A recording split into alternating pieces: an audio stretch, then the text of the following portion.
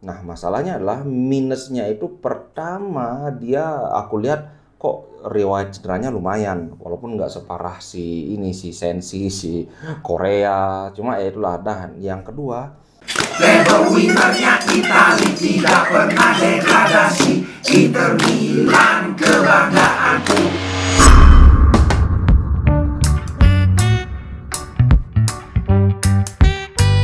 halo Sobat Ngomin, apa kabar? Kembali berjumpa dengan Ngomin. Kali ini aku membawa beberapa update, yang satu sangat bagus, yang berikutnya menarik. Oke, langsung saja tanpa berbasa-basi supaya tidak banyak habis kuotanya buat nonton saya bacot ngalor ngidul. Pertama soal Skriniar, tentu saja saudara. Inter have agreed basic salary with Milan Skriniar in contract extension. Jadi Inter sudah mencapai kesepakatan untuk gaji pokok, gaji dasarnya basic salary. Tapi yang belum adalah yet to agree add-ons. Add-ons ini bonus lah. Dan biasanya bonus itu dihitung dari penampilan, kayak kalau bisa clean sheet sekian, kalau bisa tampil sekian kali sekian, kayak gitulah. Nah, dari rumornya gaji yang ditawarkan Inter itu 6 juta, dan dari pihak Skriniar sudah menyetujui 6 juta ini. Nah, yang belum ketemu ini adalah bonusnya. Tapi gosipnya lagi, Inter siap menawarkan itu total sampai 6,5 juta gaji termasuk bonus. Nah, sekarang tinggal dari pihak Skriniar nih gimana? Belum ada deal.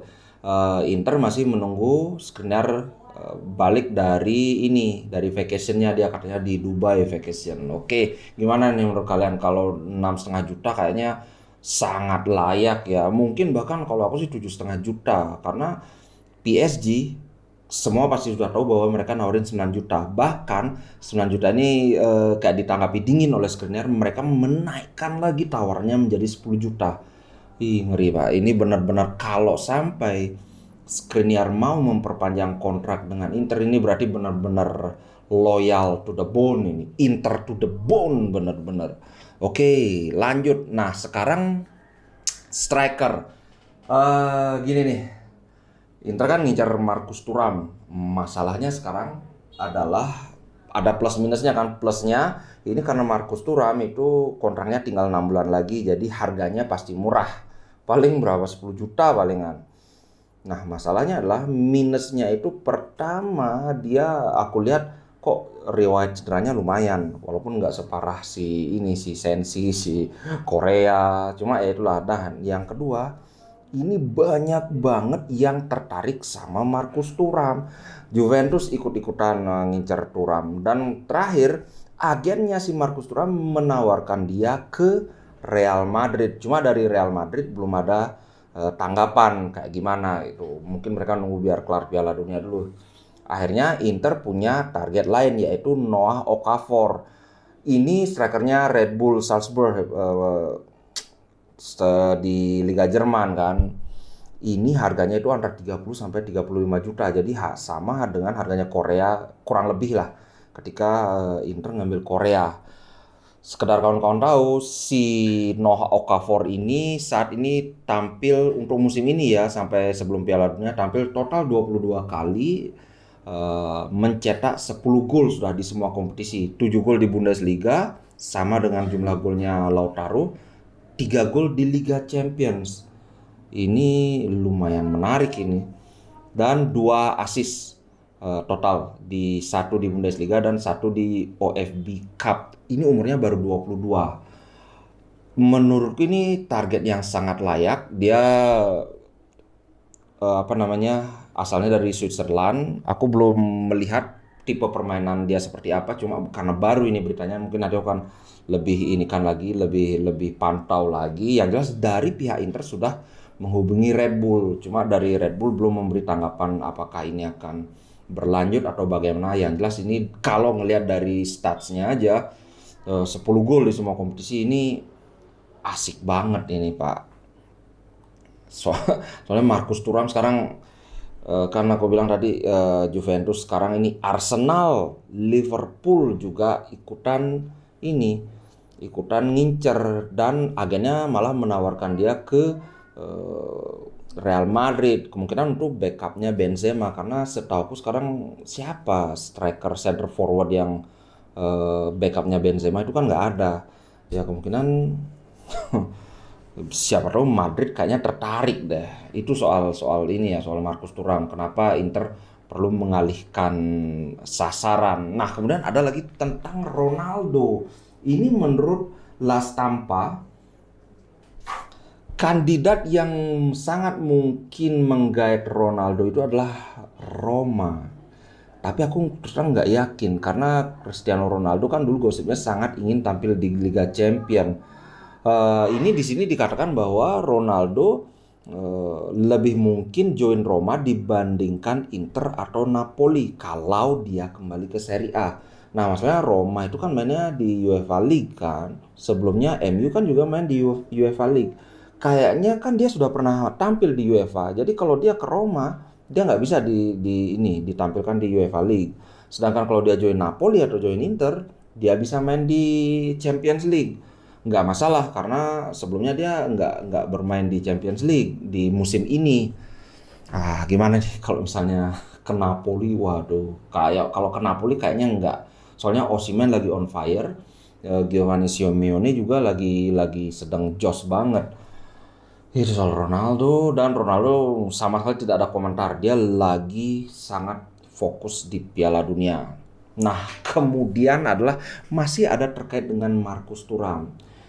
Ada kemungkinan Inter menjual Denzel Dumfries di Januari itu dengan nilai antara 30 sampai 40 juta. Nah, ini kenapa Inter perlu menjual Dumfries, karena menurut Marco Barzaghi duitnya bakal dipakai untuk beli Marcus Thuram, membeli dan bayar gaji kan kalau belinya nggak murah, tapi kalau belinya nggak mahal, tapi kan ada gaji juga, belum lagi bonus signing dan segala macam. Cuma yang ada di pikiranku adalah, terus terang aja aku kurang setuju. Ada juga supaya ini, karena ada 3 berita yang terkait ya. Kalau misalnya Inter ngejual Dumfries, maka yang ditargetkan sebagai pengganti Dumfries adalah Wilfried Singo. Kita bahas dari berbagai aspek ya. Pertama, Marcus Thuram. Di satu sisi, kita tidak memiliki masalah di lini serang. Karena kalau kawan-kawan perhatikan, musim ini kita sudah mencetak 34 gol. Hanya kalah dengan Napoli. Berarti kan kita nggak ada masalah di dalam mencetak gol kan. Apakah kita benar-benar perlu striker? Walaupun aku sebelumnya bilang ya kita perlu striker. Tapi apakah layak kita mencari striker dengan mengorbankan salah satu pilar kita, yaitu Denzel Dumfries? Itu masalahnya. Kalau kita benar-benar beli striker, ya jelas bagus itu. Nah, kemudian kita bandingkan Dumfries dengan Singo. Banyak kan yang ketika awal musim ini kan kita memang sudah dikabarkan mau ngambil si Singo. Wah, ini bagus nih, aku sempat perlihatkan videonya. Wah, bagus. Tapi terus terang saja, kelasnya Singo ini masih kalah dengan Dumfries. Ini bukan aku ngarang-ngarang, tapi Dumfries ini salah satu back papan atas dunia. Itu oke lah, masih bisa diperdebatkan, tapi ayo kita bandingkan Dumfries dengan Singo. Ini jauh banget. Dari gol, Dumfries sudah nyetak 1 gol, Singo itu 0. Shot on target Dumfries itu 8, Singo 0. Kemudian big chances, jadi kesempatan peluang emas, peluang besar itu 13 Dumfries, Singo cuma 2. Itu dari soal gol aja. Kemudian dari sisi playmaking atau kontribusi di build up, 2 assist untuk Dumfries, 1 assist untuk Singo. Oke, bedanya nggak banyak lah.